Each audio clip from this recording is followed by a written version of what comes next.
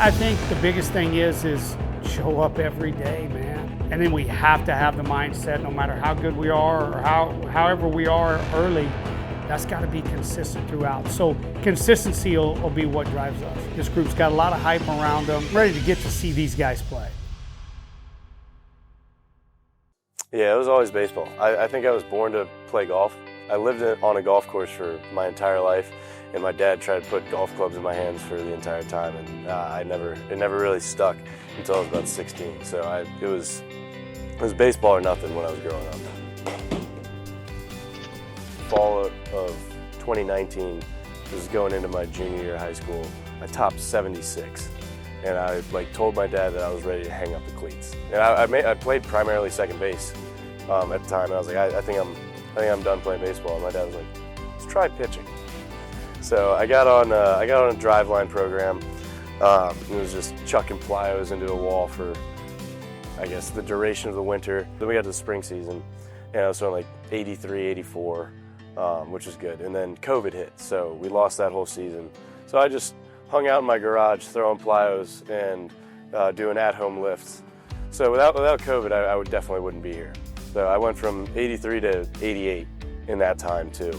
So over the course of 9 months, it went from being able to being comfortable quitting baseball just because it wasn't fun anymore. I didn't have that joy, to actually have an opportunity to play college baseball.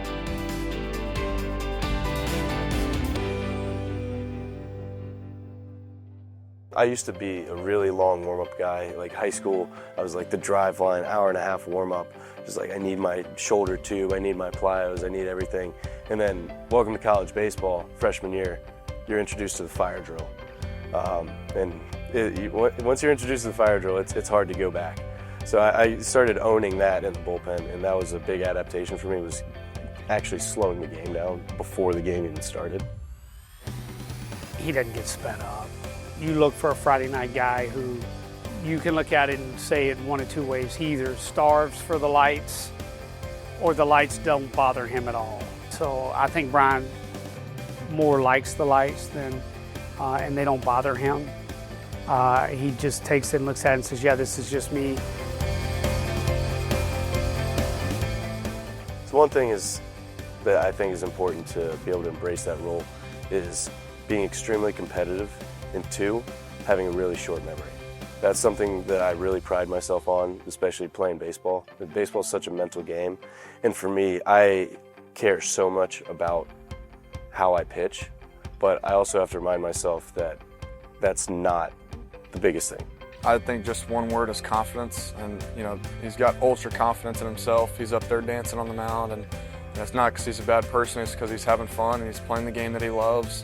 And he goes out there and he's super confident in himself. He's secure in himself, and if he gives up a hit, he flushes it within the second.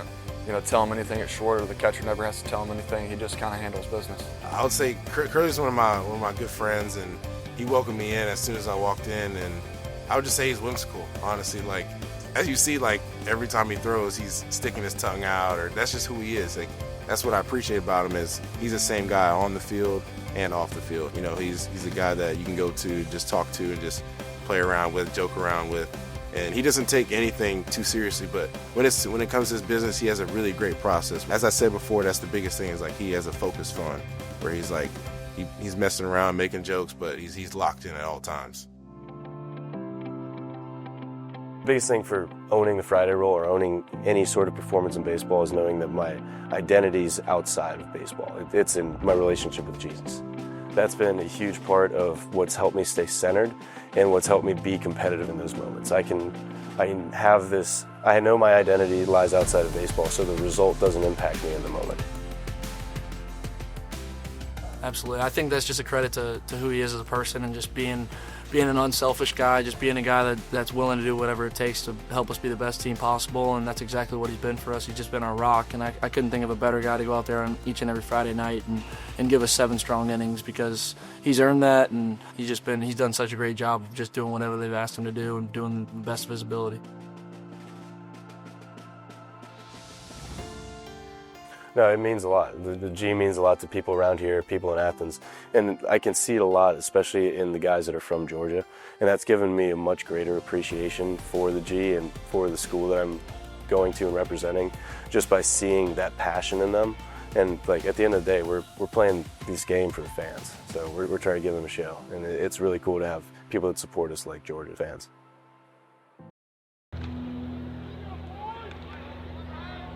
At times when you're trying to win, you can try too hard, which also means you care. The challenge is sometimes we can, in our game, especially in baseball, you can try too hard.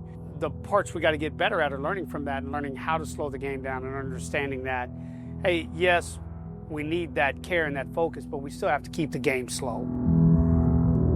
I think it's kind of just everyone kind of realizing they have to win their own battles if we're going to play up to the potential that we have, because, I mean, like everybody knows this team is really, really good. Top 3 team in the nation. I think we've actually handled it really well. I think in the moment we kind of got a little too caught up in it, which is why it had the opportunity to kind of build on itself. But we really just simplified it and got back to what we've been doing the whole season, is just playing Bulldogs baseball and having fun. Try and just cut it loose, have fun, and just getting back to that identity of a team that like enjoys playing the game helped us relax and get out of that little funk. Yeah, when you're winning, you're having fun, and when you're losing, it's not as fun, obviously, and so when you can just have fun all the time, the middle will take care of itself, and you're trying to piece together those middle games and make sure you're taking care of business. The pressure was there. It's like, all right, I got to come out and I got to do, whatever it is, X, Y, and Z, and I got to be really good at them. And I saw the pressure getting them a little early, especially offensively. Hey, man, just go play. All of that stuff will take care of itself. If you quit trying to chase hits, quit trying to do all that, just slow the game down, get back to your approach, all the things we work on in practice, and go from there. Thursday night we were playing Oklahoma, and the last 2 innings we started just putting great at-bats together, and they were just consistent. It was like we were stacking them on one on another. I think we ended up putting up 4 runs in an inning. I think that's kind of when I saw the script flip, and I kind of knew we were going to be in the driver's seat for the next 2 days of the series. Yeah, when you're down 8-1, you can't give the at-bats away, and you got to just keep piecing them together. You never know what can happen in baseball, and we put together some good at-bats. Zabo had a bases clearing double, I think. And then after that, just keep piecing them together, and we're really 1 hit away from tying it up at least. And that takes momentum into the next day for sure. I think the biggest thing that he kept pounding home is that, like, you guys are really good at baseball. It's like, those are times where it's like you can start having that self-doubt. You can start losing a little bit of confidence just because of the external circumstances, but you have to remember at the end of the day who you actually are. We're like a team that is tough, and we're a team that's resilient. So just kind of remembering that that's who we are, especially through the adversity, is kind of what he pounded back to us, and that's been big going forward.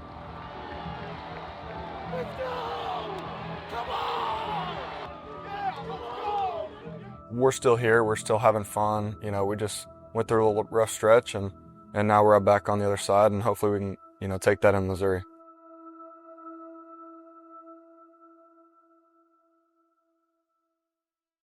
The calendar has turned to May, and we are into the final sprint of the SEC regular season. There's 3 weekend series to go as number 9 Georgia is up at Como to take on the Missouri Tigers tonight. Game 1 of this 3-game I would say the mindset is just like any other game. We're going in there to handle business. We have a lot of respect for them, and we know what we need to do to be successful, and just focusing on those things. Just to go there and handle business and, take all 3 games because, it's something we need to do and something we were capable of doing, and that's exactly what we did. We're moving up. We just feel good. We feel good in the box. It's all about, confidence and, what it feels like to win and getting back to that. Just continues to build confidence, I think, and just shows us that we're able to do it in a multitude of ways, whether it's starting pitching, defense, offense, whatever it is. Good teams find a way to win regardless of who you're playing or how you get it done. That's the ultimate goal, is just win as much as possible, and we're getting to the point in the season now where you just want to get hot and start playing your best baseball, and I think when you can sweep down the stretch, it's a big deal. With this sweep, 6 straight W's for the Bulldogs, 39-11 through their first 50 games. We had a rough stretch in April, but getting that momentum back on the road, no matter who you're playing in this league, it doesn't really matter. It really shows us, like, hey, we're fine. We just won 3 on the road. We got 15 SEC wins. All that matters is that we're stacking our chips now and we're getting a lot better.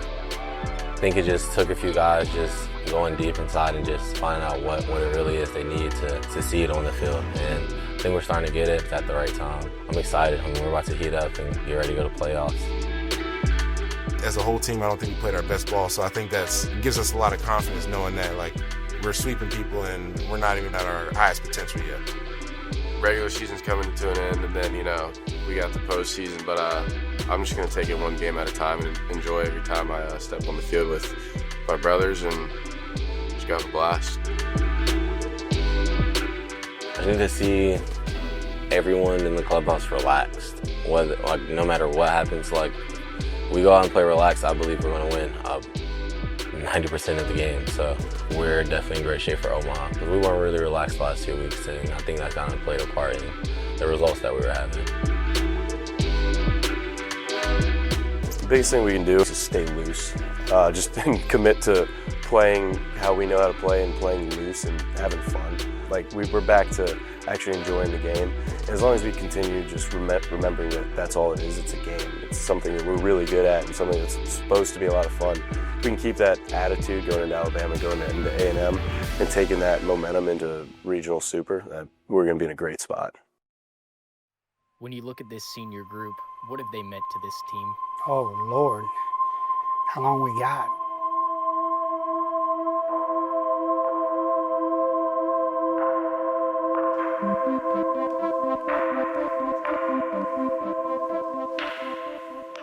It's been super fun. It means everything. It's been pretty special. It's been a blessing, man. It's been amazing. It's been awesome. It's been one of the funnest baseball experiences I've ever had.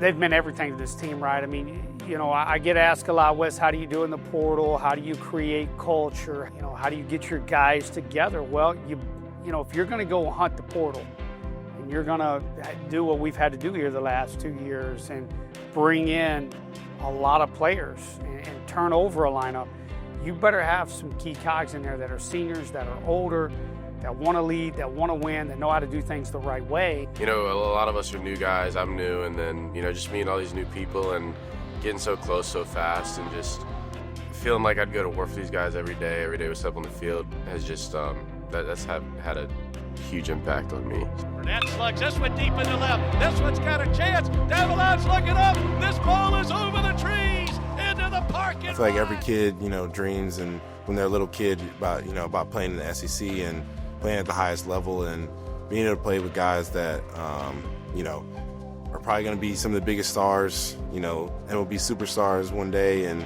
it's been honestly just an honor to wear the G and to be able to represent that every time I go onto the field. Being a kid that grew up in the state of Georgia, growing up, knowing what the weight that G holds, being able to put it on every single day, whether it's at practice or in the weight room or on a game day, it means the world, and just playing for the home state means everything. Henry Hunter with a dramatic walk-off homer. This ball is out of here. Touch 'em all. Ryland Zaborowski. It means a lot. Like I said, when people think of Georgia, they think of winning, and I feel like we've done a great job, representing that. And it was a blessing to have Wes take a chance at me to end my college career here, and was worth it every step of the way. I mean, this place welcomed me in, and I'm just honored to be here, man. And it's been a fun 2 years. I've learned many things here, man, and I'm just thankful for it all. Being able to be here at Georgia, it's been so much fun. Being able to see a new perspective with what Coach Johnson has for us, it's awesome. And then Coach Bennett's been amazing as well. And then my old coaches from Kentucky that are here too have also, helped me grow up in a way. So it's been amazing, a great transition for me, and I'm really blessed to be here. Everyone wants to go out there and win, and it means more than enough to me than just to do that and be there for my team, anything I can do. And so you look at guys like Henry Hunter and Nolan McCarthy and Devin Obee, who's a quiet leader, and a Robbie who's a little more quiet but leads. These people, we wouldn't be where we were without those guys.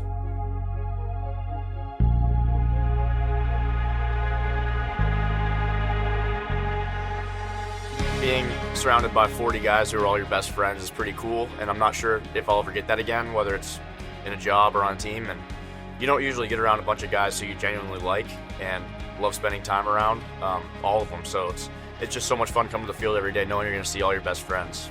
Just coming in here and being welcomed by new teammates and new coaches, and this awesome facility, the awesome fans. It's been a blast, and I couldn't ask for a better last year of college baseball.